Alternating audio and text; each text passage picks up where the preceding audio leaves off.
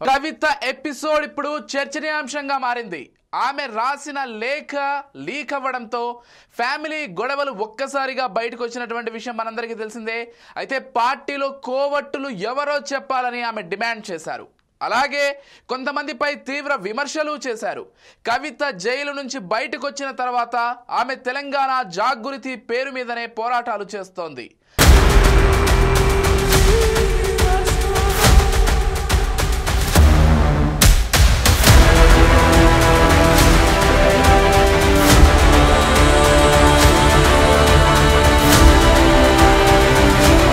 ఆమె చేస్తున్న ఆందోళనలు నిరసనలకు బీఆర్ఎస్ నుంచి ఎలాంటి సపోర్ట్ రావడం లేదు.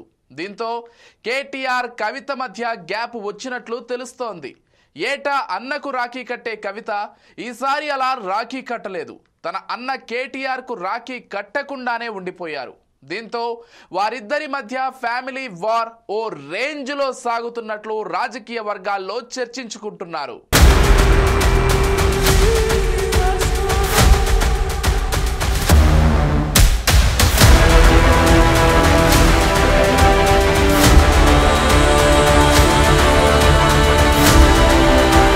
అన్నా చెల్లెళ్ల మధ్య కోల్డ్ వార్ నడుస్తున్న గులాబీ బాస్ కేసీఆర్ మాత్రం మౌనమే సమాధానం అన్నట్లు ఉండిపోయారు. అటు కొడుకు ఇటు కూతురు ఇద్దరిని ఏమీ అనలేని పరిస్థితి పెద్దాయనది. ఈ వ్యవహారాన్ని గమనిస్తే పార్టీలో ఆధిపత్య పోరు పతాక స్థాయికి చేరినట్లు తెలుస్తోంది.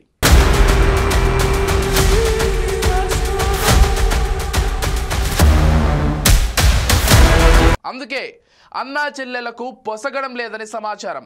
ఇలాంటి పరిస్థితుల్లో కవిత కేసీఆర్ ను కలిసేందుకు ఎర్రవెల్లి ఫామ్ హౌస్ కు వెళ్లడం ప్రాధాన్యత సంతరించుకుంది. తన తండ్రితో భేటీ అయ్యేందుకు కవిత వెళ్తున్నారని, రాష్ట్రంలో ప్రస్తుత పరిస్థితులు చర్చించే అవకాశం ఉందా లేక వేరే విషయంపై కలుస్తున్నారా అనే విషయంపై తీవ్ర చర్చ జరుగుతోంది.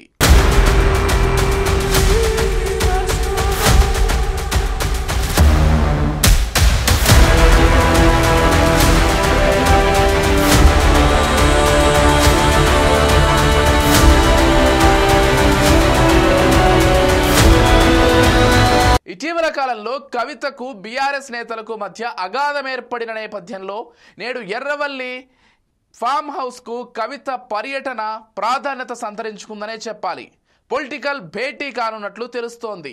కవిత తన చిన్న కుమారుడిని అమెరికాలో ఉన్నత చదువుల్లో చేర్పించేందుకు రేపు యుఎస్ బయలుదేరి వెళ్లనున్నారు. ఈ నేపథ్యంలో చిన్న కుమారుడికి కేసీఆర్ ఆశీర్వచనాలు తీసుకునేందుకు కవిత ఎర్రవల్లి ఫామ్ హౌస్ కు వెళ్లనున్నారని, అంతకు మించి రాజకీయాలు మాట్లాడే అవకాశం ఉండదని కూడా కొంతమంది తెలుపుతున్నారు.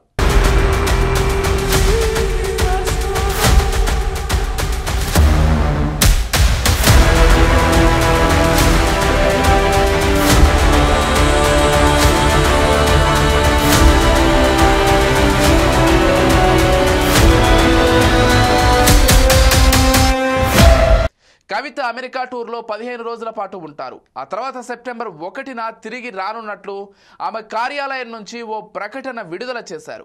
కాకపోతే ఈ రోజే కేసీఆర్ ఎర్రవల్లిలోని తన ఫామ్ హౌస్ లో కేటీఆర్, హరీష్ సహా పార్టీ కీలక నేతలతో సమావేశం పెట్టుకున్న తరుణంలో కవిత అక్కడికి వెళ్లడం ప్రాధాన్యత సంతరించుకుంది. మరి కవితను కూడా పార్టీ ముఖ్య నేతల సమావేశంలో కేసీఆర్ కూర్చోబెడతారా లేదంటే విడిగానే తన మనవడికి ఆశీర్వాదం ఇచ్చి పంపిస్తారా అన్నది వేచి చూడాలి.